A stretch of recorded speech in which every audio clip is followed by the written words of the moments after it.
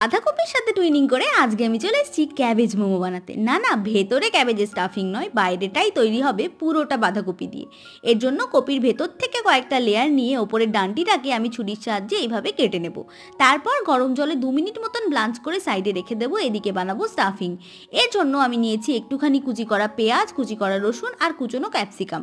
সমস্তটাকে নাড়াচাড়া করে দিয়ে দেবো কুচনো বাঁধাকপি আর গ্রেট করে রাখা গাজর। এটাকে একটু নাড়িয়ে এর মধ্যে দিয়ে দেবো লবণ আর গোলমরিচের গুঁড়ো। এর মধ্যে আর যাবে পনির আর একটুখানি সয়া সস। এর ভেতরে কিন্তু চিকেনের স্টাফিংও দেওয়া যেতে পারে।